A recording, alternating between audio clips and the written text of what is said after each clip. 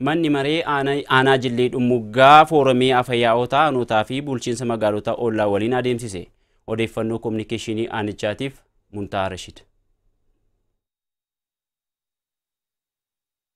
Manni maree aanaa Jillee Dhumuggaa foorumii afayyaa'otaa aanootaa fi bulchiinsa magaalota ollaa waliin adeemseera. Sagantaa kanarratti afayyaa'otaa fi koree dhaabbata aanota ollaa Ifraataa Gidim, aanaa Qawaat, bulchiinsa magaalaa Shawaarobiit, magaalaa Xaayyee, aanaa Addaliilaa fi magaalaa Sanbatees argamaniiru. Afayyaa'onni aanota ollaa argamanis gama isaaniin foorumii afayyaa'otaa waliin dhaabuu keenyaan naannawichatti rakkoolee nageenya irra deddeebiin mudataa ture, marii irra deddeebiin taasifamaa turee fi kallattii waloo waliif hunduu irratti hojjechuun nageenya waaraan dhufuu danda'eeras jedhaniiru.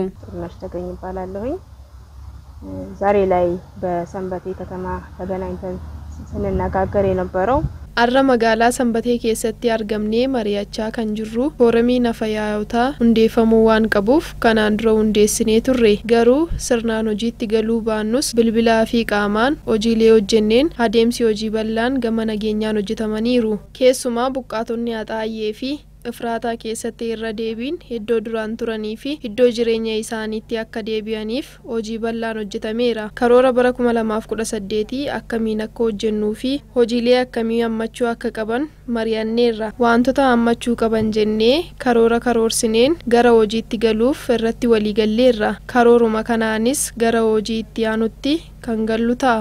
እንዴት አድርገን እንስራ ምን መካተት አለበት በሚል ተወያይተናል። ነጋሽ ግዛው እባላለሁ። ያጣዬ ከተማ ምክር ቤት ዋና ጉባኤ ነኝ። እንግዲህ የፎረሙ ቀደም ሲል በውስን ወረዳዎች kanaan dura fooramiin afayyaa'otaa kun aanota muraasa bulchiinsa magaalaa Sanbatee, Jillee, Ifraataa, Shawaarobiit, Axaayye fi Qawaat waliin kan jalqabame. Kaayoon fooramii kanaa naannichatti saboonni hedduun waliif yaadee tokkummaadhaan kan waliin jiraatanidha. Haa ta'u malee nageenya kan hin barbaanne walitti bu'iinsi akka uumamu kan barbaadan waan jiranii fi fooramii kanarratti adda baasuun rakkoolee kanneen haala hiikamuu danda'amuun waltajjiin kun haala mijataa kan uumedha. ለመነጋገር በጣም ምቹ ሁኔታ የፈጠረ መድረክ ነው። Afayyaa'in aanaa Jillee Dhumuggaa adde Aminaat Muhee kaayyoon foorumii kanaa inni ijoon walitti hidhamiinsa hojiilee gama nageenyaa bulchiinsa gaarii fi hawaasummaa cimsuu irratti xiyyeeffate ta'uun kanaanis foorumii barootan darbanitti adeemsifameen bu'aan guddaan kan ittiin galmaa'e waan ta'eef bara kanatti hojiileen waloo hojjechuuf karoora xiiqii waliin qabachuuf kaayyeeffatamee kan adeemsifame ta'us ibsaniiru. Walaagarree rakkoo uummataa, rakkoo bulchiinsa gaarii, rakkoo hawaasummaa akka hiiknuuf hojii baay'een hojjetamaa dhufee jira. Barootan darban keessattuu dhimma nageenya keessoo fi alaa nu muddataa ture irratti hojiileen baay'een foorumii kanaan aanaa ollaa hirmaachisuudhaan uummataa fi uummata waliin gahuudhaan dargaggoo fi dargaggoo waliin gahuudhaan dubartoota fi dubartoota waliin gahuudhaan rakkoo nageenya iddoo garaagaraatti nu mudataa ture ammarratti haala tasgabbaa'aa akka dhufuu fi nagaa waraan akka dhufu hojiin hojjetamaa jiru karaa mana mareetii fi foorumii afayyaa'ota ollaatiin baay'ee kan namatti toludha.